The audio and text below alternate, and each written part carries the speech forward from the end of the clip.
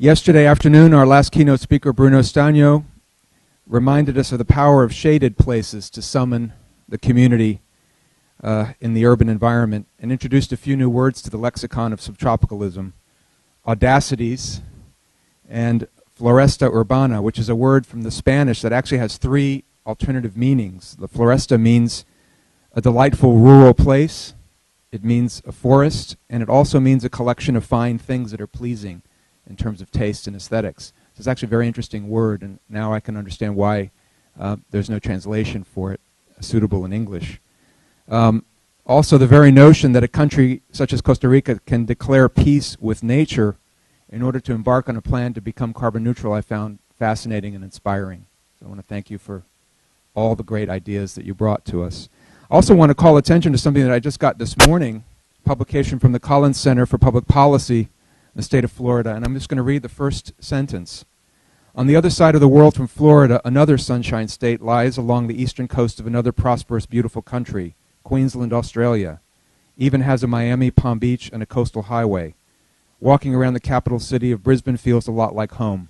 It's a very interesting article comparing Queensland to Florida with regard to the water policy, and it just came out this morning. So I just thought I'd call attention to our Australian delegates to that. This morning, I'm pleased to present our keynote, Andres Duany, who really needs no introduction. He's so well known, and anyone in this room who doesn't know who Andres Duany is will soon find out. He's the principal and founder of Duany Plater Zyberk and Company in Miami, and founding principal as well of a movement called the New Urbanism. His firm, DPZ, is widely recognized as a leader in this movement, which seeks to end suburban sprawl and urban disinvestment. I really have been asked to not spend too much time with the introduction because I think you all want to hear Andres, and I'm sure he's anxious to speak as well. And so with that, I'll move forward. Thank you.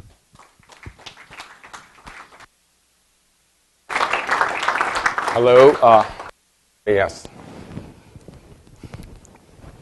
Okay, so why am I wearing a tie and you not? Because I thought this was a tropical conference, not a subtropical conference. And one of the evident differences between tropical and subtropical is that subtropical is a really nice place to live. It's got great climate change. It's going to be wonderful as the climate falls apart. It uses less energy, and generally they're places of wealth. Tropical are places that are poor. And when you go to a poor place like Haiti or like New Orleans or like some of the places I'm going to show today, those that have a little money are very, very careful to look different from the ones in rags. And you will always notice that the middle class, even the lower middle class in a place like Haiti, dresses up beautifully to differentiate. And because I really did think this was a tropical conference, I misread it. I put on a tie. Okay, now what I'm going to speak today, and this is not a joke. You know, you have to be recognized. If you're going to be a planner, you have to be culturally connected. So anyway, I dressed up like this. But what I want to speak about is, I just have a couple of things to say about subtropical, other than what I've said already, which is I think subtropical has a future. You know, not only has it had a past, it's got a future. One of the things that bothers me a little bit about scholarship is that people begin boring down into very, very local typologies. Like, for example, the people who really love Philadelphia really very much study the Philadelphia townhouse, you know, and say this is what should be built in Philadelphia. Or they differentiate the Virginia houses with the fireplaces at the edges and the Massachusetts houses with the fireplaces at the center and so forth.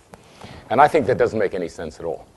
Because the Virginia houses in the first place came from London and thence from Italy. And one of the things I want to say is that architecture travels. We cannot pretend that we ourselves, the architects, don't travel, that there are no books, that there is no photography, that we're somehow back in the 18th century where even a lithograph was expensive and we know nothing of the world. We know everything of the world. Okay, we come, you know, halfway across the world for a conference like this. And the evidence is that there can be some very intelligent traveling of architecture. And I'm reminded of just two that very much impressed me. I think the British, by the way, did a marvelous job wherever they hit the tropics. You know, the bungalow, the townhouses that I saw, the porch townhouses that I've seen in Australia are absolutely wonderful. But the really brilliant one is the Chinese shop house that I saw in Hong Kong, and in Singapore. And the Chinese shop house is a townhouse that nevertheless cross-ventilates. Okay? And that is a type that is absolutely missing in the Caribbean. It doesn't exist in the Caribbean. The Caribbean doesn't have townhouses. When it does, they're compacted, they don't ventilate. What they have is courtyard houses, which are marvelous, you know, patio houses that are marvelous, but when they extrude upwards to gain density, as they did in the, you know, at the turn of the 19th, 20th century, when they extrude upwards, the paradise, which is a courtyard house, becomes a misery. And that thing becomes a light well, and it is extremely humid and moldy and so forth. And one of the things that I look forward to, in fact, the only thing I look forward to ever have anything to do with Cuba in the future, is to introduce to Cuba the Chinese shop house. And so I just want to say that as you study, and I think it's very healthy that this is an international organization. And I think one of the lectures yesterday was all about these belts that go around, you know, northern Argentina, Pakistan, Turkey. The most brilliant houses in the world are the Yalu houses of Turkey. They influenced Frank Lloyd Wright. They influenced Le Corbusier. You know, and I think we really have to look, not become provincial inadvertently, but actually very, very healthy attitude is to see what the belt is like, you know, what the climactic belts.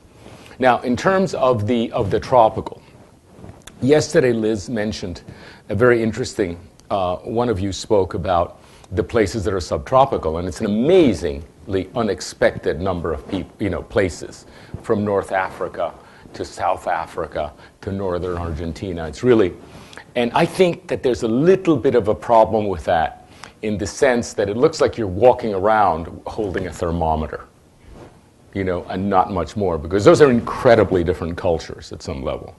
So what I would like to present today is almost entirely a cultural attitude, you know, and how the cultures are different, and how difficult it is to really understand what they're like, and how personally, in a couple of times, I had to arrive. I arrived at an understanding.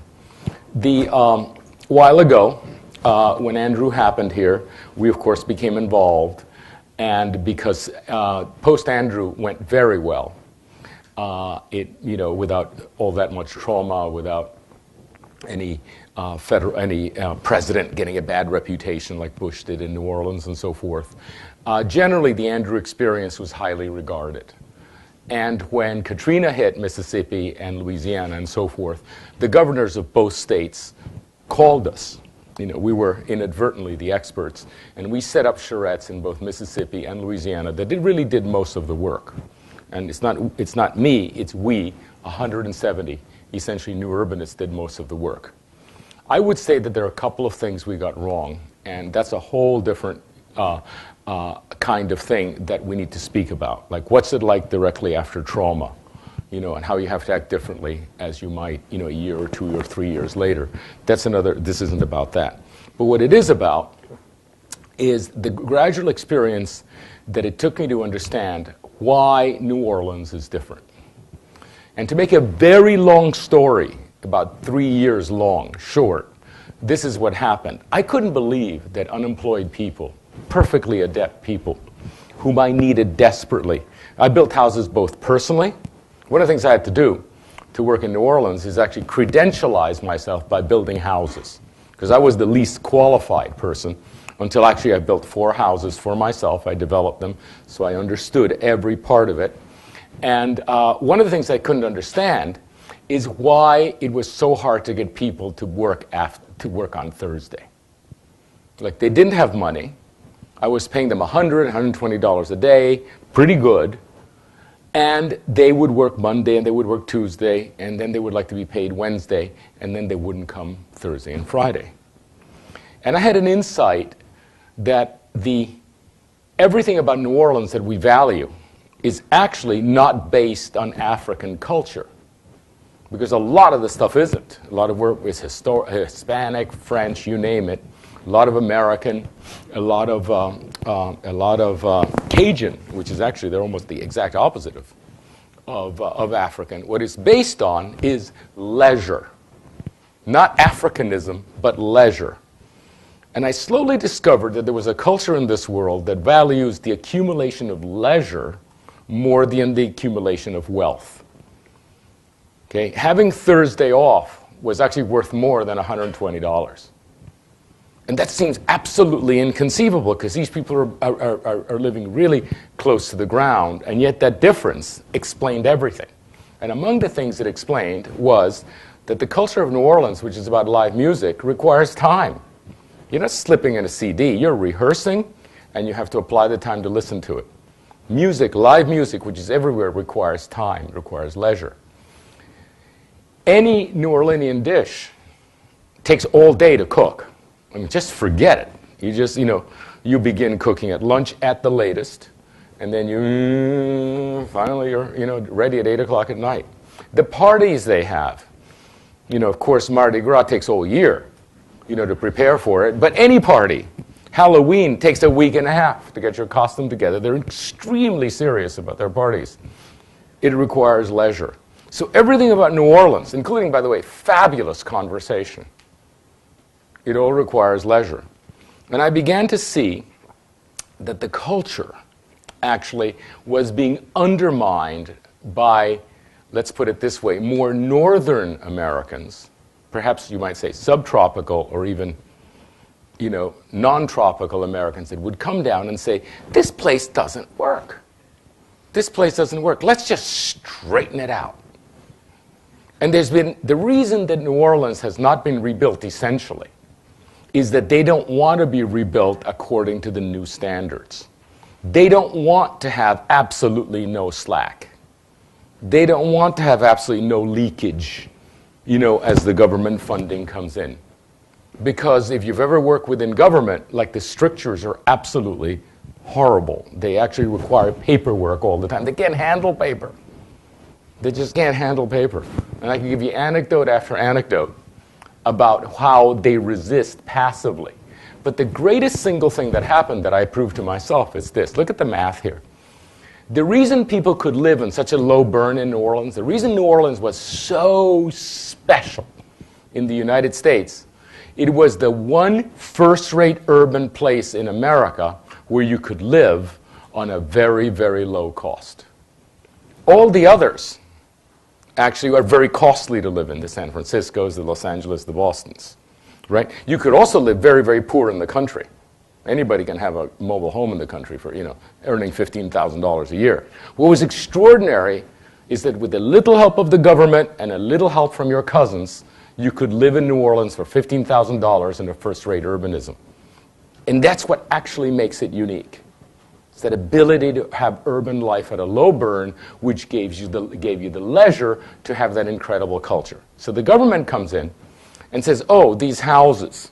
Well, these houses obviously don't work, right? By the way, the average cost of a house in New Orleans is $70,000, right? And you have to understand, New Orleans made it through the hurricane completely. What happened was there was a breach in, several breaches on a very unique and non-reproducible situation that's now been cured. In the levees, and it flooded slowly. For example, the first house I bought was built and was intact, was built in 1860. It was just in a little bit of high ground. So the syntax of construction, the windows, the way that Granddaddy built was actually survived all the hurricanes. As I said, my house had survived since 1860 and most had. So the government comes in and without thinking says, oh, you've got to have hurricane windows. Let's just overlay the South Florida building code. You've got to have hurricane windows. You've got to strap everything, right? You've got to have green everything. You've got to have, R30 insulation. And all these very well-intended people said, well, these poor people really deserve better. And the entire code landed on it. Outlets every, right? People who do not use electrical instruments, outlets every 8 feet. Strapping. Now what happens is that every single thing, every footing, everything had to be drawn. You could no longer build for yourself.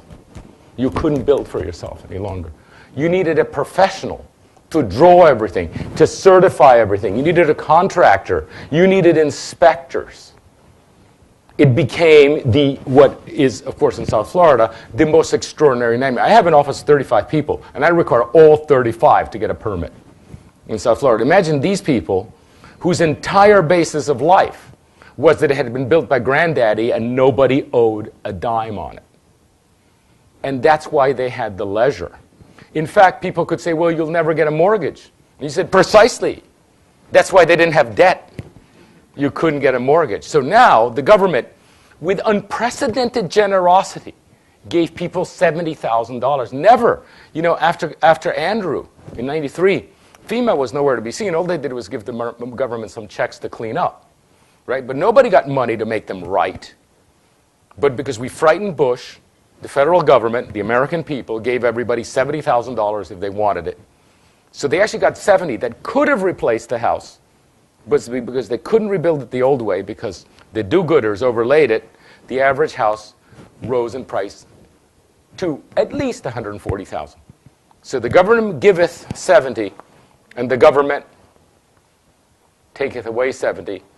And at the same time, they're tracking, are there enough black people coming? Are there enough black people? As if black people were the culture of New Orleans. And it's not, it's leisure. So what they did is they evaporated leisure.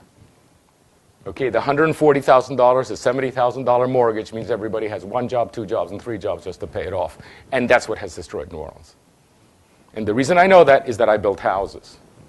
And I built the houses. And the reason I've never shown these houses. People don't know how many houses we built. We built almost 500 of them. And the reason is, how do you turn this on? Is it on now? Hello. The reason that we didn't, that I don't show them is that I'm embarrassed. I'm actually embarrassed because the next thing you're going to ask after you see this house, everybody says, oh, that's nice. Sure, that's nice. That's nice. Oh, could you turn the lights off a little bit? But you know what it cost? Lights. $240,000. It's absolutely pathetic. 4 houses for $1 million. By the way, South Florida building code. I'm safer in that house than I am in Miami during a hurricane. Okay? Absolutely extraordinary. By the way, this site had people living on it since probably 1820, and we still had to have soil borings because the bureaucrats needed everything checked out. Okay? Just a tragedy. Absolute tragedy. And that's why, if anybody asks, that's why New Orleans isn't getting rebuilt, because it can't be rebuilt unless you suspend. And by the way, I wrote legislation called the Opt-out Code, in which you basically have a contract with the government that you sign off and say, I'm responsible. Stop inspecting me. I know that I'm building a place the old way, right, that is not going to get a mortgage, and I'm responsible for its failure. But there is no way that New Orleans is going to survive unless that happens. And by the way, we built approximately 470 houses all over Louisiana, and I refuse to have them published because somebody will ask what they cost, and it's just pathetic. How can that cost $240,000? Of course, there's the government overlay. Do you know that ever since January, every bathroom has to be handicapped accessible? Okay, now this is a competition that we won to do the FEMA replacement trailers. The FEMA trailers, by the way, those off-gassing little things, that was $110,000. So when we learned that, and I can give you the details as to what that happened. When we learned about that, we said, hey, for 110, we can build a decent house. And Senator Landrieu ran a competition and in 4 states and about what to do for $110,000. And we won it. We won the competition, and this is what we won with. This. Okay, it was this housing. It's called carpet housing. And what we did is we put together housing that could be all poured on a slab. First you fill, then you pour on a slab, and they interlock in such a way that you have like this, that you have an amazing amount of party wall, and yet they're 1 story. No ladders, no lifts, nothing. So they can be built. The density reaches 30 units to the acre, okay, with 2 cars parked in front and the depth from here to the back is only 100 feet. Okay, so what you're seeing is a street and an alley. So you could take a New Orleans block and insert these, and because it's one story, all sorts of people could build them. You know, they're very, very economical. One window size, one truss size, etc. We won with these. Do you know what happens, though? Why we never built them. We built what we showed you. We couldn't build them because the minute 3 units touch, 1, 2, 3, the entire armature of the nanny state lands on you. Everything, kitchen, sink, bathroom, everything has to be handicapped accessible. It's literally impossible to build them. It was just no longer economical, so you have to separate them. You have to separate them. The only way you can make things handicapped accessible, because remember, the whole thing is +3. This has to be at +3, so you need steps up every time, right? So basically, what the handicap code does is it drives everything to hallways, right? Because you can only amortize an elevator over a great number of houses. And let me tell you what you find out culturally about New Orleans and everywhere in the tropics. And this is what they told me. They said, we love our dirt. People want to live on the ground. More than anyone. We all more or less love the ground. But the tropics, you really love the ground. And our well-intentioned government and people who do not have eyes and who do not take feedback, all they do is follow standards, have destroyed the possibility of human happiness. Okay, and the only way you can build is to not touch one single federal dollar. And just try to get the government off their back so you can build for $70,000. Here they are. Okay, they're very high density and very individual looking. Very, very individual looking. They have private yards. Everybody gets their dirt. That's what they look like. And notice it's over 30 units to the acre net. Okay, so we couldn't build that, which would have given rise to a great deal of human happiness, and everybody's now living the old way. The other thing is, okay, when you're poor, just forget the green agenda. Okay, just don't even think about it. It costs 30% more, and don't let anybody tell you otherwise. Because lots of consultants say it does. Oh yeah, oh yeah, oh yeah. It doesn't. I've paid the consultants, and it doesn't. The initial cost is 30% more, and it requires a very advanced skill set to manage it. You really have to have a specialized janitor, probably with an engineering degree, to operate it. Okay, and these people can't even set an alarm, okay, let alone try to figure out what the hell that urine recycling thing is in the closet. You know, we designed it. I mean, I want to say that our original take on the carpet cottages was this. Solar, mono pitches, picking up the rain. Now, by the way, in the subtropics, this would work great. Right? You know, the symbolic stuff, this reset, you know, you collect the water, this pumps it up to the tank. It's pretty nice stuff, but not for the poor. Subtropics, yes, this could be a great subtropical piece. Okay, now Haiti. So the next tragedy happens, Haiti. And, of course, they call us by now, despite all of our failures. You know, it's very hard. We get accused of all sorts of failures that are not true. We fail all the time. Never get blamed for the real failures. You know, they falsify failure. But where we really fail, like try to deliver housing for New Orleans, oh, no problem. You guys are experts. So when Haiti happens, we get called again. And we go through this cycle. We get some very, very thin advanced technology panels. Basically, the stuff they make surfboards out of. You know, it can be glued. And actually, one of the things that perhaps I should talk a little bit about, when we won this competition, which was $87 million in Louisiana, every prefabricated system came in to talk to us. Every manufacturer came in. It was great. All I had to do was stand still. They all came in, maybe 20, 30 of them, and I could see that there were probably 5 or 6 different ways. I selected the first one of each way, and I began working with them, and I was able to build. And there are 2 things that undermined them that you might as well learn, because it caused me to learn. First of all, precision. Okay? Precision is not available on the site. It just isn't. Anything that has to be, you know, that doesn't have 2 inches slack doesn't work. If it can't bridge a gap, it doesn't work because the footings are off already. So precision is out of the question. And by the way, so I kind of knew that, so I always chose low tech. And what I realized is that actually low tech can be very high precision. It could just be two little straps of metal that get screwed in with a, with a drill, not some kind of Swedish, IKEA thing. No, just two little, a low tech can be very high precision too. And that, I got screwed on that a couple of times. And the other thing is, what you don't realize is when they show you a little bit of the material, it never weighs very much. But you have to see when the actual size it comes in, whether it can be lifted by two men to make a roof. Okay? Because sometimes the light stuff comes at a relatively small panel that can be lifted. But actually, if the panel is relatively large, which is actually very appealing because the thing is large, fewer moves, it requires a lift, and a lift doesn't fit. Any tropical country that's poor doesn't have the space between buildings to basically get the machinery, and even a forklift. And by the way, overhead wires prevent the use of cranes, and it's always overhead wires. So it got screwed on that. You have to realize the thing has to be really light.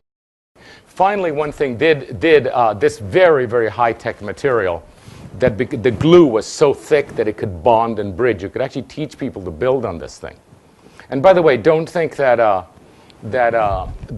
you say this in the end looks like the container, a shipping container. It's the same dimension, but a shipping container ships a lot of air. 8 of these flat packed like this is 2.5 inch. Stuff fits in a shipping container. So we designed this thing. It was all tech. These, by the way, this was the winner. This is the only material in this competition that actually survived. And one of the reasons is that the panels, this roof panel is light enough. Let me put it this way. This roof panel, to lift it like that and stick on top and glue it on top, requires a couple of guys. But everything else can be done by women. And another thing you realize is that most of the leisure is allocated to the men. Okay? And if you can't do something that can be built by women, it's going to slow up your construction rate by about half, because you're the only people that actually work. Okay? So the fact that this was light was actually very good. You can just wake up the guys, bring them in from under the tree, just to raise this thing. But all the rest can be lifted and tilted by a couple of gals. So this was pretty good. We learned about that. And then we had here it is. This is a test. Oh, and another thing about this guy, which was very interesting. Actually, there were several things about it. When we first designed it, it slept 2. And we just didn't get it, why nobody was excited about it. It turns out, and the density is pretty high. It turns out that when you're poor, you don't actually count units, you count beds. The density is how many beds per acre, not how many units per acre. And the first one we designed on this footprint slept 2. The last one slept 13. And one of the things we also had to realize is that furniture is an impediment. When we originally had a furnished model, they said, well, what's that for? I said, well, that's a chair. And that's a table. They said, well, no. I said, why not? Well, we've got to sleep there. And you see, the furniture, where does it go? If you put it outside, somebody steals it. So the whole thing is like a tatami system. But what we actually observed is that this edge is where they sit. The edge itself of the unit, they sit here underneath this thing. And on like that. There's lots of stuff. Like, for example, there's no hardware. It's all ropes. Because the rope is not worth stealing. Any piece of metal is. So you have to have a guard just to get your lock or your throw bolt to not be stolen. And this you slowly arrive at. Slowly arrive at. Lots of things about voodoo. Some people still believe in some of the stuff. Fortunately, not that many. But they don't believe in windows, so you have to have the possibility of flush. And all this was discovered. So we did this. And 2 things happened. Couldn't get anybody excited about it. We couldn't get the people who knew what they were doing excited about it, and we couldn't get the middle class excited about it. This was sitting in Miami, and we got feedback. Turns out, 2 things. The most interesting is that somebody would come up. I remember this was actually on a flight. The first time I went to Haiti after the earthquake, there was a very experienced sociologist from the University of Miami, and then a doctor who had been there 15 years. And I showed them this design, and I showed them a site plan, and the doctor said, I'm sorry, was it the sociologist said, oh, this is facing front. By the way, there's a little kitchen in there, but mostly, remember, you eat in front. The sociologist said, oh, Haitians don't eat in front. They don't eat in front. And I said, okay, I didn't know that. We'll have to now reverse this thing, which causes some problems to the eat in back. What he explained was, as sociologist, is that there's so many people that are hungry that you don't want to be seen by the passerby eating, right? Because that's embarrassing. It's a little bit in your face. But also, you yourself may one day not be eating very well. You don't want your neighbor to know. So basically, they reverse the eating and cooking, which take place outdoors. So then within just a few minutes later, I speak to the doctor, and he looks at my site plan, and I'll show you the site plan. And he says, oh, this is great. They eat in front. I said, whoa. That's why I hate the Caribbean. It's this surreal quality. Like, you know, this surreal shit, like within 2 minutes, they totally contradict each other. And I began to see, and actually eventually I bore into it, and it turns out that the sociologist was thinking urban, where the passerby is a stranger, and the doctor was thinking rural, where the passerby is known, and in fact likely to be family or tribe. And so, you know, you eventually figure that out. So then we begin saying, okay, there are two ways to do it. So we need to have two types, front and back. And then I said, well, this is interesting, let's keep going. And you realize some people would say, oh, let me just give you the range. Some people would say, oh, we cook, you know, give me a break. We, you know, people cook outdoors. Are you kidding? What are you talking about? You cook outdoors. And then other people would say, oh, please, we cook indoors. Who do you think you are, barbarians? And then people would say, oh, listen, it's the number of beds. We don't need privacy. We just pack them in. And other people say, of course I need a bedroom door, even if it lowers the density. What do you think? You know, and you'd be getting contradictions like that, and it'd be about water, whether water was potable or not, whether the truck that brought you water, because you know the kid that's eventually you realize where's the water coming from? Well, you send the kid with a bucket, right, to get it from the truck. But some water's potable, some isn't, because it's two different classes, two different prices. So you're getting all these contradictions: privacy of the bedrooms, eating front and back. Great mystery how anybody poops, by the way. That's very hard to figure out. Okay, they just won't talk about it. And so you go on, and then eventually you get here's the ultimate range. Somebody will say, listen, we got builders, we know what we're doing, just give us the check, we'll build. Okay? Which is totally disempowering, because then there's nothing for you to do, you just hand them the check. And then somebody else will say, oh, if you give people anything, they'll flip it, and they'll end up being renters. So don't give them anything. They'll actually rent. They'll actually just sell the materials. You give them a dump of a concrete block and stuff. They'll sell it. So basically, all this stuff was coming in. You know, all these contradictions, and you say, what the hell is going on? And eventually, you realize that in the tropics, the poor, here in this country, the poor are one class of five.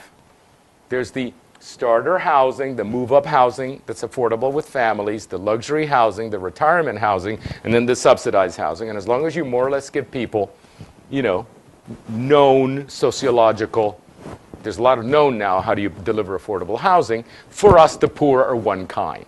You know, no semi-public space, make sure the car is nearby. You know, there's about 10 rules. We finally got it right. Hope 6 got it right. But what you realize is when you go to a place like Haiti, there are 6 different classes of poor. The middle class is only 7%. So you've got 93% poor, and that is highly gradated. And all the contradictions I was getting was the fact that I was talking about 6 different social classes. You know, and once you figure that out, then you can deliver. So we did this, and this is the first one we did. It looks like that. That's the kitchen, that's the bucket, that's a tap, the tank's on top. Okay, this, by the way, you know what this material is? This is what's extraordinary about this material, is this very, very low-tech thing. This is the material that's used on the inside of airplanes. You know, the stuff you touch that's insulated, incredibly light, doesn't off-gas, and is fireproof. That stuff is available in sheets. And it's unbelievably light and excellent. And actually, the bonding is so, you can put it together with goop, which will bridge all sorts of bad workmanship, as you can see everywhere. Look at the goop. This is more goop, right? No problem. And it can be painted or stuccoed or whatever. So anyway, this is the house. It's great material. The beds become tables. And, okay, so this is the first one we did. We said, okay, everybody just see how they're sitting here? This is how everybody goes. And this is where we started getting in trouble, because people say, what about the front? What about the back? What about this? Where are they? You know, you overwhelm the latrines. You know, but by the way, some of these things we're doing are almost 600 beds per acre. And a latrine is a rural condition. Okay, you at 590 beds per acre, as our engineer said, you have shit up to your neck in 3 weeks. You know, you just can't. You've got to process this stuff. And we discovered some Swedish, high-tech Swedish stuff that did it. But this is what ultimately we did. We actually came up with 6 social classes, from the ones that would, you know, the most almost barbaric, who actually would just sell the materials, you know, or have them ripped off, to the ones that don't need you, and then 4 classes in between, and everything about it, whether it's self-building, whether you cook inside, whether you cook outside, whether you have privacy in the bedroom, what your bathroom is like, whether there's water, whether you buy potable water or non-potable water, you know, all that stuff, which has to do with how many tanks you provide. Because what the really poor do is they buy non-potable water, X, yay, and then they buy a little bit of potable water, so you need to provide 2 tanks to keep them separate. You know, that kind of stuff, actually, we broke down here. And once we did this and checked it out, it was just a dream. The thing just worked. And then we designed 4 different places. This is the rural sociable one facing front. This is the one not facing front, different family size, etc. And by the way, the last thing we found out, the reason we couldn't get the middle class interested in anything we were doing, they couldn't be less interested, is that they themselves don't have housing. And every single NGO is, of course, only delivering to the poor, because they're lemmings. It's nothing but the poor, nothing but the poor, nothing but the poor. The middle class is sitting there saying, I also lost my house. Nobody's doing anything for me. Interest rates are 30%. I can't build. You know, what's happening for me? And until we design middle-class housing, which is this one, that, you know, with indoor plumbing and private bedrooms and places where cars were secure, and we said, we're building these first. Could we get people interested in the poor? I mean, they're just humans. And by the way, let me just say, I think the middle class has to be housed first, because they're the ones that are administering everything, you know, administering the country. And if they can't sleep at night, they're pretty stupid. And all the way down to this one, all you do is provide, this is that old system. We use these panels only to provide the bathrooms and get the place to drain right, and you let the people build shanty towns around them. So they're the rural ones, the urban ones, the hilly ones, the middle class ones, the private ones, all of them. And eventually we pretty much succeeded. This was almost like a 5-month campaign to get it right. It takes so long to adjust to something that is as surreal as a degree of poverty. You just can't, you don't get it. You know, that somebody would actually steal a throw bolt. You know, a latch that might cost you, what, 79 cents at the hardware store is actually something that is worth unscrewing and taking away, while a rope is actually not. So you end up doing all your hardware with the ropes. This is the rural one. That's the middle class. Who, by the way, very extended family. Okay, here's another thing. There are a lot of people that believe that the solution to the world is containers. If you really look at some of them exceptional designs, if you really look at containers, they end up being as expensive as regular stick-built houses. Because by the time you cut the windows, you seal them and heal them, by the time you put insulation in and you put the whole thing, forget about it. It costs the same as regular construction, and they're very, very constrained. However, the container intact is actually cheap. A container is $780. That's a lot of construction if you leave it alone. So one of the things that were happening is that also the civic buildings had been destroyed. You know, the civic buildings are gone. The churches in particular are tremendously important. So we came up with the idea of just getting containers, who, by the way, are very, very stable. And since everybody's only shipping to Haiti, they're empty. Nobody's shipping anything from Haiti back. So the containers are very cheap, right? And 780 is in one with very good condition. But anyway, you stack them. They're very, very stable. They bolt in. They're hurricane-proof. They don't fall off, and so forth. And you stack them, and you keep it very, very cheap so long as you don't mess with them. Don't cut into them or anything. So you get a footprint like that. You stack 3 containers up. These are the 8x20s, like that. You stack up. You can't see this properly. You stack up oil drums. Those are oil drums like that. Just weld them. A lot of those around. And then you put a little bit of dry-vit to give yourself a little trim. You know, this very light styrofoam stuff you put stucco on it. You can also stucco the containers later. You do like that. And then you buy trusses, which are very cheap. You know, trusses are one of the great good deals, and probably the last good deals, you know, the wood trusses that are prefabricated like that. And before you know it, and then you get yourself a roof of some kind, you buy louvers later, and before you know it, you have a perfectly good-looking church. In fact, much better than the stuff that fell down. And in fact, having the dignity of 8-foot deep walls. You know, the walls are 8 foot deep, which are wonderful in the tropics and great insulation. So you build a church that looks like that, all out of basically a very small cost. I think one of the things that happens to people, one of the things that happens to, there are too many architects that fall in love. They just don't, it's not that they fall in love, it's not that they fall in love with ideas, I fall in love with ideas too. It's just they don't observe. They don't actually see that when you mess with a container, it ends up being always expensive. A container is only cheap if you leave it alone. Like, that's not a very difficult thing to arrive at. And yet the minute I show this to an architect, they start saying, oh, well, what about using this? Can we cut this? Can we do this? Can we put housing? Like, why don't you just kind of destroy the idea? You know, let's just make that mistake again. Because, you know, if containers were what the architects think it is, the entire world would be full of containers. It would be the solution to the housing project. And yet it doesn't happen, does it? It's because if you mess with them, they turn expensive. All you can ever do is stack them. So, now Port-au-Prince, what do we do there? We were asked by the Bank of Haiti, this is very recent, we and the Prince of Wales were asked by the Bank of Haiti to do the entire grid downtown, the entire French grid, which is 110 blocks. Now, the minute you leave this grid, which is the 1720 grid, things get difficult because the topo begins and it is no longer normative. It's no longer flat, it's no longer normative, and you have all sorts of different problems.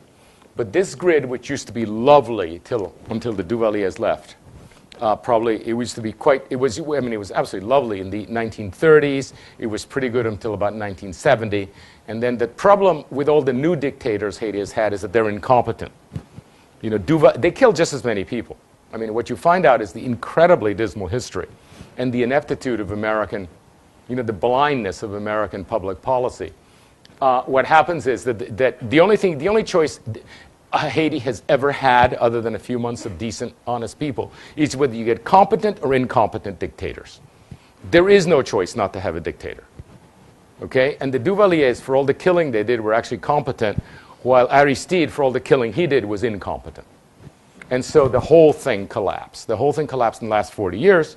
So we have to recover. Now, what we find is that the infrastructure that had been built first by the Americans and actually maintained by Duvalier, the centralized infrastructure, which is 19th century centralized sewage processing, if you don't maintain it, it collapses. And then recovering it, you know, all our cities, the English-speaking cities, New York City, we have very, very old infrastructure. And it's continually being patched so it continues to work. If you do like Cuba or like Haiti and you stop maintaining it, you have to throw it away, because every pipe has broken, nothing works. The trouble with decentralized is the investment to rebuild it, and we had some very good engineers, by the way, what you see here is a place that has no water, no sewer, and no electricity to speak of. Okay, whatever electricity there is, this is our master plan on it. I don't have an area. Whatever electricity there is whatever electricity, water, and sewer there is, it's absolutely local.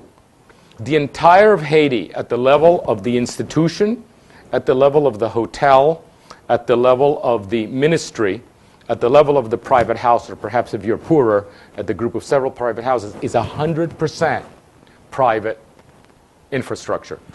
You basically osmosis your own water, or you buy it, you generate your own electricity, you handle your own sewer, et cetera, et cetera. And it's a highly, highly, highly developed. Everybody has it, so there's an industry that actually supplies it. Small-scale infrastructure. So we come in, and everybody, all the Canadian engineers and everybody are saying, well, we rebuild the infrastructure. Well, to rebuild the infrastructure to get this place going again, which is now feral, it's been abandoned, okay? Like all the people from the country came in. You know, it's not the shanty towns living in, it's not the people in the blue tents that everybody photographs. The entire downtown is inhabited by squatters, okay? Because this is where the concrete was. This is where the middle class architecture was, which actually fell. The concrete fell. The shanty towns didn't, by the way. All they did was shake, all the shanty towns. The middle class stuff fell, so it's gone feral. Okay, so, and the only way to recover it, to have people invest in it, is if the infrastructure works. If not, why would they do that? It's not a stable investment. And by the way, the investment is cash, because interest rates are between 22 and 30%. So you have to pull the money out of the mattress. So it has to be a very, very stable investment. That can only happen if you actually have infrastructure that works. So as I said, the Canadians are all, you know, the big engineering firms are all for building $200 million and God knows, years to tear up every road, put in every sewer pipe, you know, put everything in.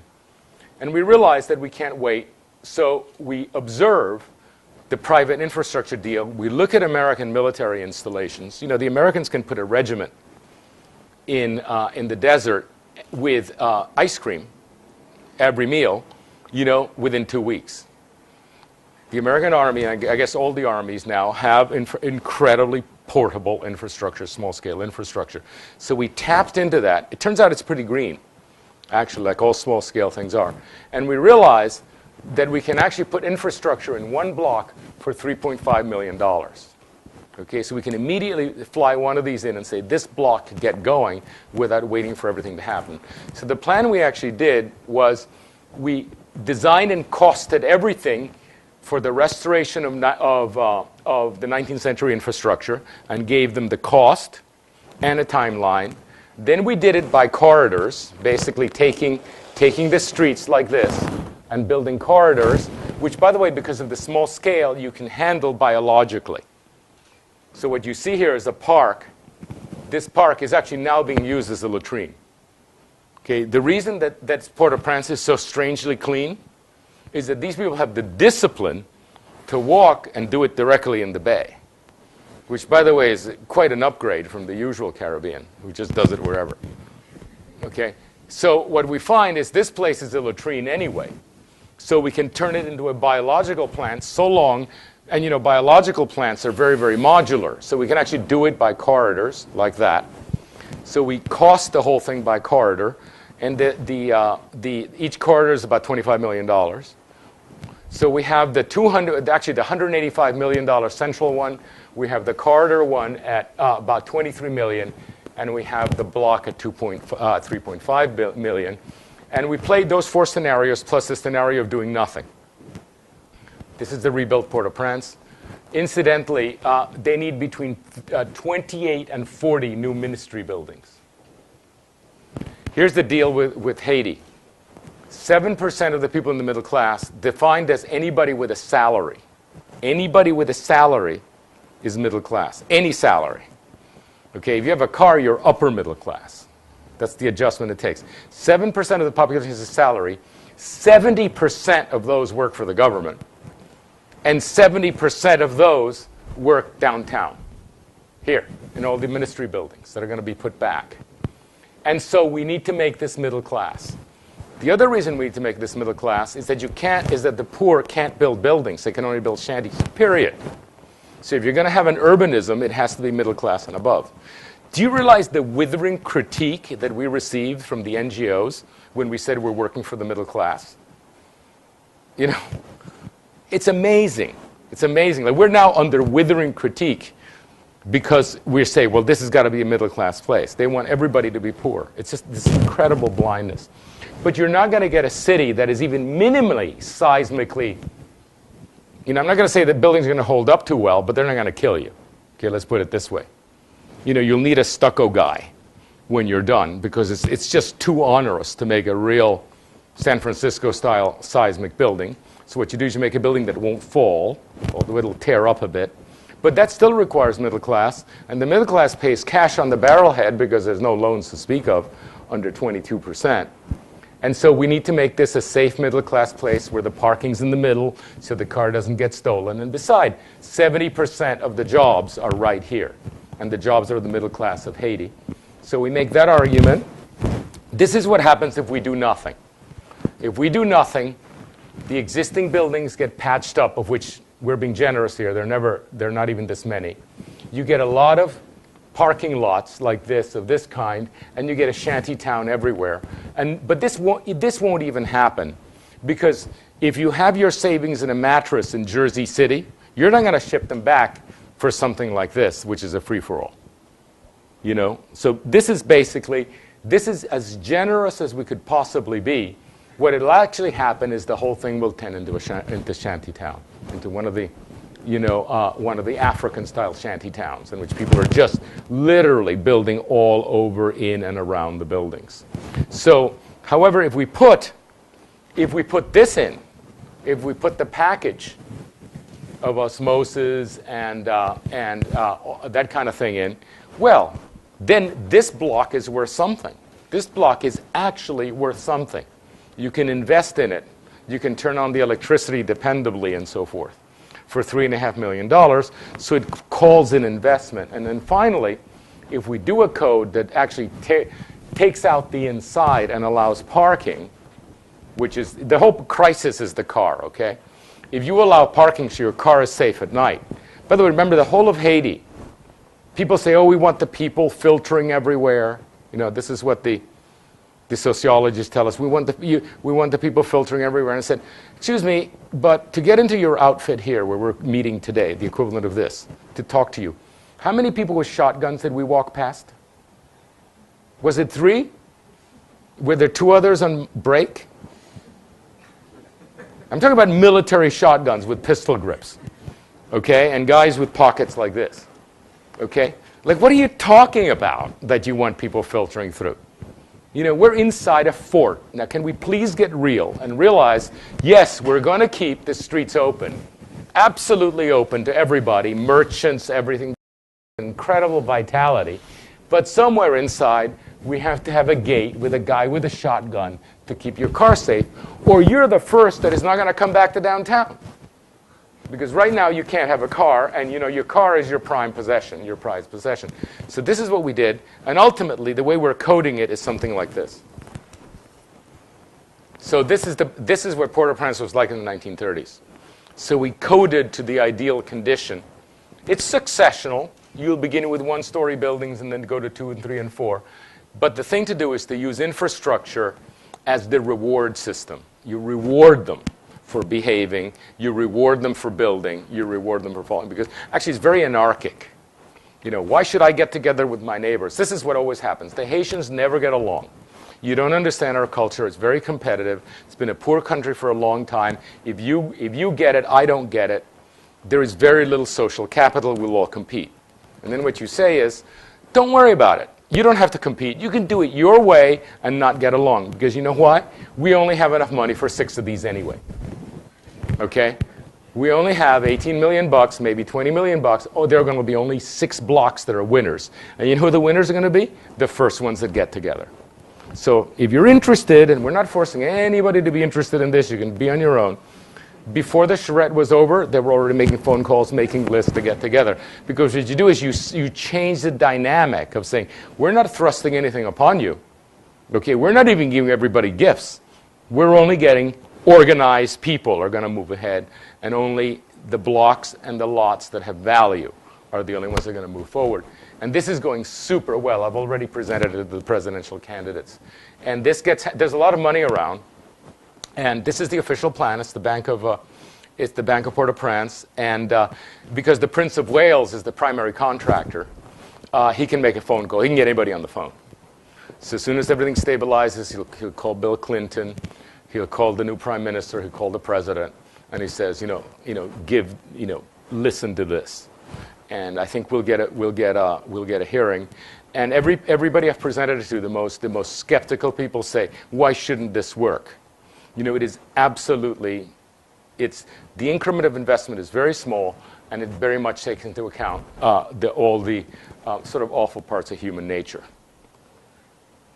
And by the way, public space, so you get all the people saying, we need trees. We need trees everywhere. Okay, and I say, okay, so you need trees everywhere. This is typical of the public process. And I don't know what to call these people that are dreamers. We need trees. So I said, okay, let's go out. So we go out, and we see an avenue, which is called Champ de Mars, and all the trees are cut. I said, whoa, so what happened here? They said, oh, yeah, every time we have carnival, we cut them down because the parades don't fit. There isn't a tree in the public realm of Haiti, but there is trees in the private realm of Haiti. If you look at the blocks inside in the yards, people have trees. They like trees. They just can't be in the public realm. They're gone. So we created a situation in which whatever trees, every block, notice there's a difference between this and the prior plan. Every block needs to have a park. By the way, where the children study? They're incredibly great people. The children are really disciplined. They study. They're really well dressed and clean. They study in the parks because they don't have electricity at night. That's where all the poor people study. It's the most beautiful thing you've ever seen. They go to little books and they study under the street lights. So we said, okay, every block that gets one of these, and it gets governed by its own association, has to create a park. And the park, by the way, you can choose the merchants you have. You can have your own private merchants, because that also came up. They hate the public merchants. But they say, I know somebody that's really good with the fruit, and I know the lady that actually sews this stuff. And I said, fine, you get to have your own private merchants. The public's the public. You gotta let the street go. But you can have private merchants. You can have a park here, and you will pay for the electricity for the children to study and for a soccer field. And as long as every block has trees that lean into the right-of-way, there'll be plenty of trees visually in the streets of Haiti. Just don't put them out here where the next carnival cuts them down. And so that is one of the things we did in the charrette. We came up with this corner like that. And so that's the solution. I think there's a lot of tropical third world stuff.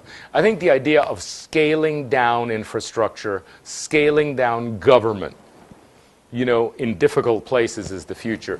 You may know that Honduras has now declared a new city. They've chartered a new city that would not belong to Honduras at all. It'll be a private city run by super competent international people, and they won't be subject to the laws of Honduras, which are, of course, hopeless. And that kind of thing of sort of getting right-sizing government, right-sizing infrastructure, essentially subsidiarity, the police force belongs to whom? The municipal one is corrupt, so you get your own cops, right? That's a police force. Government doesn't do a damn thing, so you create your own private government at the level of the block. By the way, this block that I showed you is larger than most Haitian villages. It's almost 1,000 people living there. They're big blocks. So there's nothing small about that society, but what it does is it allows them to move forward. Okay, thanks.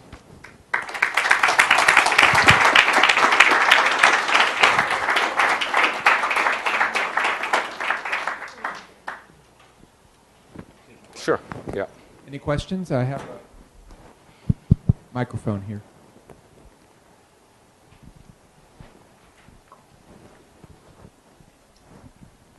That was terrific. Ken Hirsch, architect from Boca Raton. I'm involved with Rotary International. Yeah. And Rotary has been trying to make a difference in Haiti. Yeah. And we know that there's thousands of non-governmental organizations in Haiti. Right.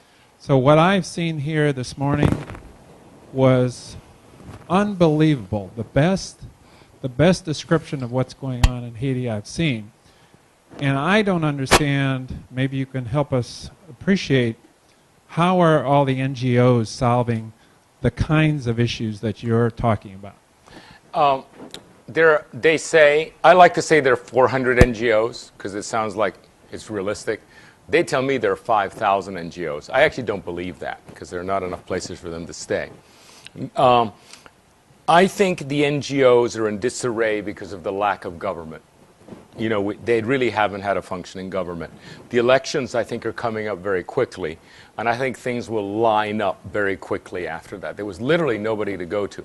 I think the lucky thing that happened to us is that the Bank of Haiti, the central bank, who, by the way, has $185 million in the bank, that's the wealth of the country, 185, actually said, we're gonna move this forward because we need the ministries.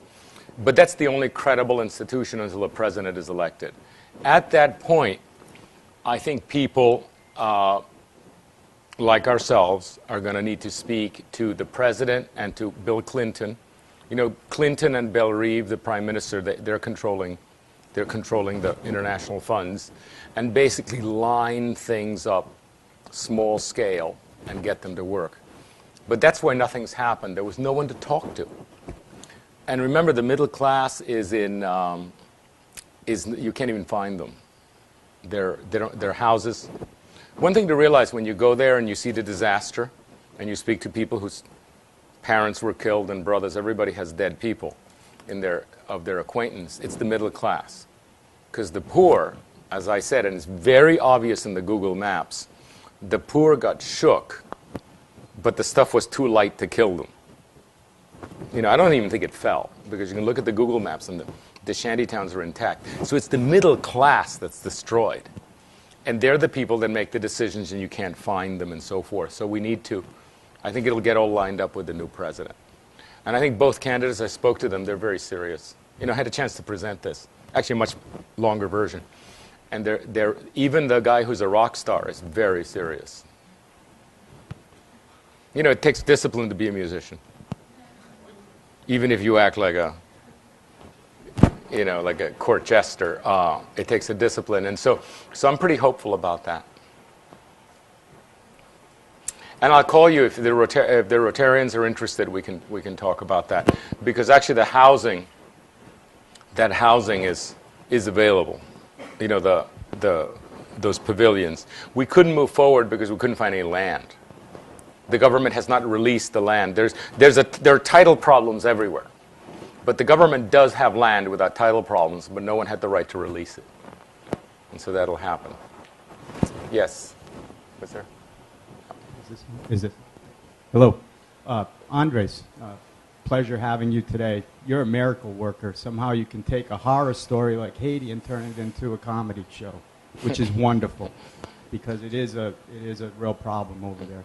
I just wanted to mention something that's happened this past week up in Washington, D.C. that involves our city here in Fort Lauderdale. The Greater Fort Lauderdale Sister Cities was awarded the Innovation Sustainability Award for the National Sister Cities International Organization in Washington. And their project actually involved Haiti. And it was done by a gentleman by the name of Dan Warren. One Village Planet is the name of his foundation. And it's not really a question, but it's more of a gift to Andres and your organization. I would suggest calling Dan Warren, One Village Planet. Fabulous, and has a lot of accurate, timely information for you. Okay, great. Thank you. Thank you.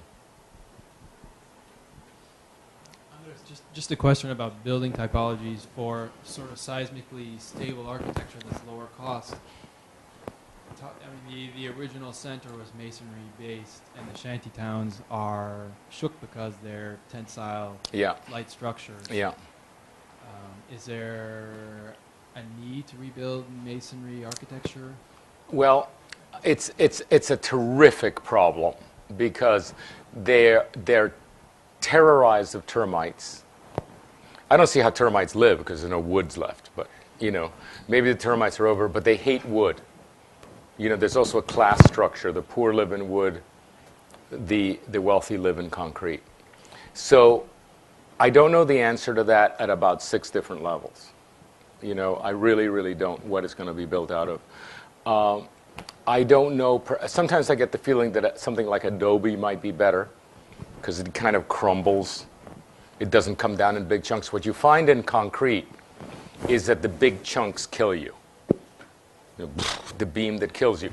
Well, I have the feeling that brick and adobe, particularly if weakly done, will tend to delaminate, but I really don't know the answer to that. I don't know what's going to happen. I suspect, well, actually, we priced it out. Those ministerial buildings they were something like $300 a square foot regular construction and about $450 a square foot seismic construction. It's just more expensive.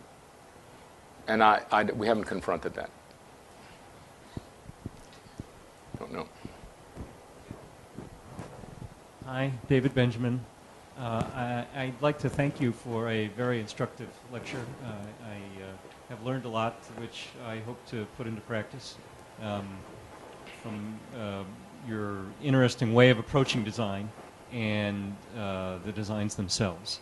I would, however, like to get your elaboration on what you call the green agenda, because the way I interpret what you said is that the green agenda is a superficial understanding of greenness, and whatever that means. Okay. However, Yeah. what I understand to be how people sincerely wish to design with sustainability in mind is different than the green agenda. Yes. So I wonder if you could elaborate a little bit on that. Yes, I would be very happy to. You know, we all give credentials. Well, you know, the first heat exchange, it's probably installed in 1990. But all I can tell you is this. In one of our projects, I had to pull out, what are these, what's your term for the air conditioning units, that heat exchange, you know, that? Geothermal. Okay. 2 years ago, I had to pull out 26 of them. Not only, they were more expensive. We know that. I thought that was worthwhile because they saved money. Also, they were silent. And we did a project called Alice Beach that had courtyards. And the courtyards, a regular air conditioning unit's a nightmare in a courtyard. Basically ruined New Orleans. You have to keep your windows closed because of the noise. So these geothermal units are fantastic. I had to pull out 26. It's the closest I've ever come to a lawsuit that could have ruined me. And so I am very, very, very, very skeptical of high-tech green. But I'm a great believer in low-tech green. You know, collecting I grew up in Cuba, in a second-tier city, and I drank rainwater. I know the taste of rainwater. I mean, whenever I taste it, it's like exciting, you know. And it wasn't 100%. It probably had, I'm hardly ever sick. Probably those microbes were helpful when I was a child. And I know what it's like to open a window. We didn't install, the first 8 years we lived in Florida, Liz and I didn't install air conditioning because we had a cross-ventilated house from 1926. What eventually caused us to install it was the brake dust from the traffic that made the house filthy. You know, but I know you can live pretty well, more than well. Where I have the beef is that the way the standards are written, like the LEED standards and the British standards, they're all high-tech. And they inadvertently preclude low-tech, you know? And I made a talk. I got so angry at one point that I said, what we need is LEED brown. We don't need LEED silver and LEED gold and LEED, titanium. We need LEED brown. Like, we need something with dirt, and that has got to be a standard as well. And not a hybrid standard, because the high-tech precludes the low-tech. If you have windows that do not let one atom of air out, the sealed test, well, you just inadvertently you've wiped out 90% of what actually is economical and works. So as long as there's always a choice for the low-tech solution, I'm on the green agenda. But what's happening now, it's all high-tech. It really is, and it's so expensive. Anyway, so what I'm trying to do is protect the people in New Orleans to allow them to have houses again for $70,000 by saying, you're going to have windows the old way, the old rattly ones. That in fact, so that's I guess what I'm getting at. 2 standards, and you get to choose. And it is more expensive, and if you have a problem with first cost, yes, it pays for itself. But there are a lot of people that have first cost problems, right away. So, but I think if you spread the word LEED brown, say what we need is LEED brown, they'll know what you're talking about. Just another standard that's not for you, not for me, but for there are a lot of people who would really appreciate it. One thing, you know how we used to handle floods in Miami, as opposed to the current system, is the houses in Key Biscayne, which of course flooded every hurricane, were concrete block with terrazzo floors, right? Without insulation, without sheetrock. And what would happen is the ocean would come in, they'd come out, you hosed it out, you change the electrical outlets, and you got new furniture. Okay, now you can't build that because you have to insulate the hell out of everything. It all turns to mush. And so then you have to elevate the houses, which costs a bloody fortune. And the affordable housing is gone. And then you need to get government. You need to get government money. And then, but that comes with just about you have to hire 3 national law firms. I'm not exaggerating. To put together the financing, that whatever your architecture saved went to the national law firms. And then finally, everything has to be handicapped accessible and bulletproof windows. And, it's completely burnt. It's a total meltdown of the system. You can't deliver affordable housing regardless. So that's really what I'm trying to get at. 2 tiers. And the old way I think has a future. Yeah. Andres, I really appreciated your presentation, and I appreciate the comment that came from back here. You had made several comments about the cost of going green, and of course I think green is probably the wrong term. The cost of providing the necessary infrastructure, which you covered very well, which is more critical even than the architecture at some point. I have found, though, I've been focusing on, I'm an architect like yourself, and I've been focusing on sustainable design for years, and found that in fact you had made a comment about we brought in all the consultants and the engineers to help us make this more energy efficient. Yeah. But I found that in reality, it's the architecture itself that either speaks to or requires you to go high tech. Yeah. I mean, we've done schools at half the cost that they're costing in Florida and reduced energy use by 80%. Really? Okay. And it really is, it's the requirement of the architect to be knowledgeable in these things, and then force your engineers not to do what they've always done, but to do it the way you want it done because you understand it. I require, for example, for my mechanical engineers, this is how I want it done, this is why I want it done this way. Now your first job is to show me a better way, and if you can't and convince me, do it my way. Well, when I really agree. When you find an engineer that really understands the system, doesn't just follow the tables, and in fact overcalculate because it protects them from liability. There's this constant gold plating that takes place. But every once you get an engineer that really understands how the thing works. It just gets it. And so they can really sharpen the pencil and get it down. We have a civil engineer like that. That's how we could do Haiti. It could never have worked unless we had a civil engineer that really understood how water is absorbed by soil, how a puddle. It's the last 20% of perfection, that actually costs 30, 40%. It's just getting the last microbe out that makes it impossible. That kind of thing. And nothing wrong with a puddle that sits there for an hour. But getting rid of that puddle 1 minute after the last raindrop, that's what's expensive. That kind of thing. Because then the French drains don't work, and so forth. But we finally found a civil engineer. And if you have I'd love to.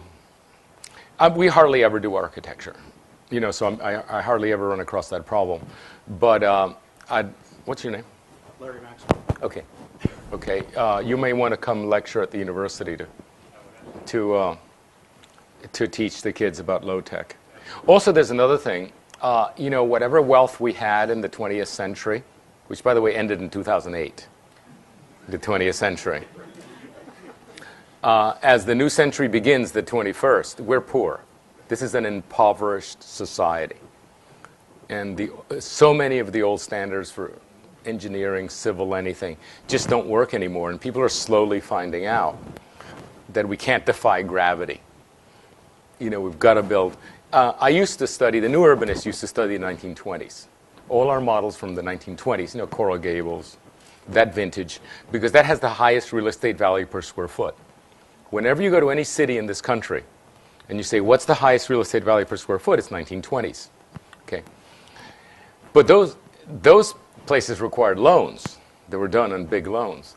I'm now studying, I mean seriously studying, 1870. Not 1920, 1870. And my heroes are the Mormons. The Mormons between Salt Lake City and San Bernardino and right through Nevada and Utah and Iowa and all this laid out 550 towns and cities in 50 years without a loan. Unbelievable. Just organization. Sequential, successional infrastructure. First you begin with dirt, with plenty of swales, right? And eventually you end up with asphalt and pipes. Amazing performance. The Mormons are, I can't get enough of them. I just can't. Like if you go to my car right now, I'm full of Mormon books. They're the best town, they're the most successful town founders of all time. No one, not the Romans, no one built 550 towns in 50 years without loans. And everything about them is the low-tech brown lead, you know? And it's all there, and it's how you get organized, it's how you do it, it's the sequence. How do you begin? What's the first little dam you build? What's the first crop? You know? And then you keep going, and you keep going, and you keep going. And they're so wealthy, they own half of America now. I mean, it's the most successful. They're very secretive, so you don't know how much they own, but they are working on all cylinders economically. So they're a real success story. Yep. Whichever you choose. Yeah. I just wanted to mention to you that there's a wiki for developing a principles Okay. on subtropical urban design. Right. And I encourage you to get on the wiki and type away. Okay. And because it's, part of the dialogue, and the whole point of the thing is the dialogue. It'll be a living document that hopefully will live on. Okay. And you've been given a login and a password, I'm sure, or if not. What's it called? It's called the Declaration of Principles for Subtropical Urban Design Wiki. Okay. Okay. Give me that. Yeah. And give me your card. Yeah. We have time for one more question. Okay. Andres. Yes.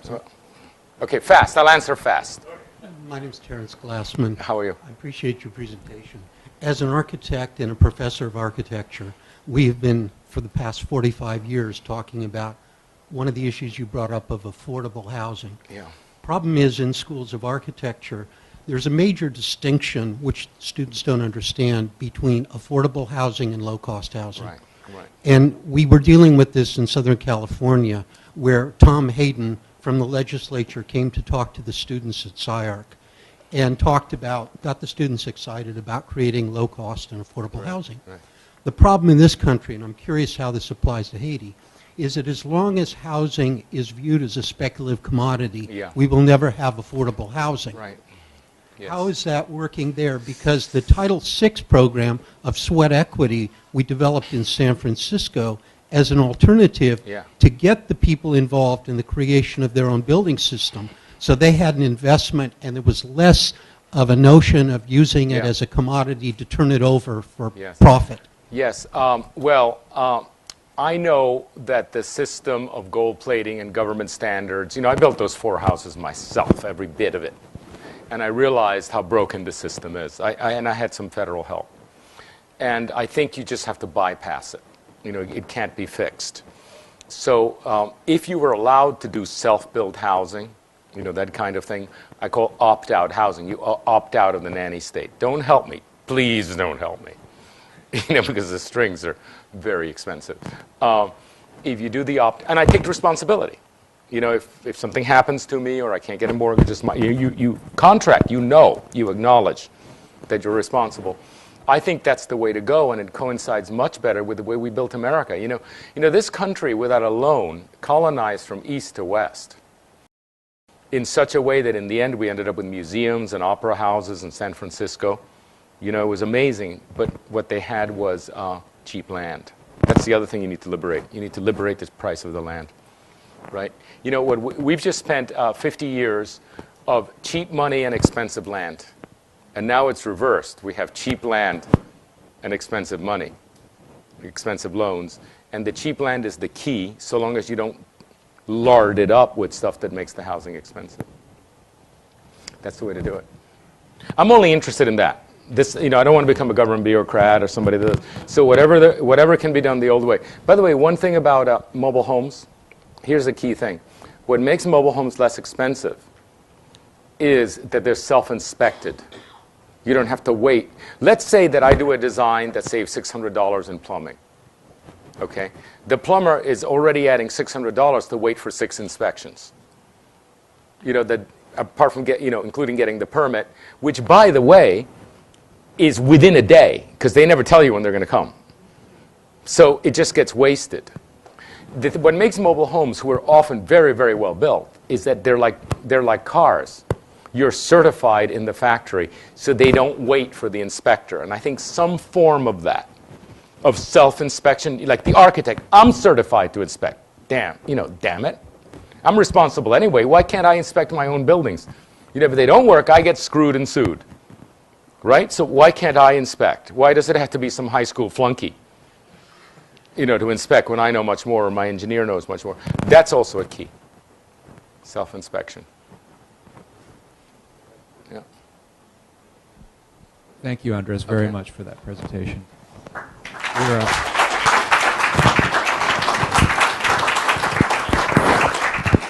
There's 5 minutes for coffee, and the sessions begin in 5 minutes. Thank you. You're still here. How are you? That's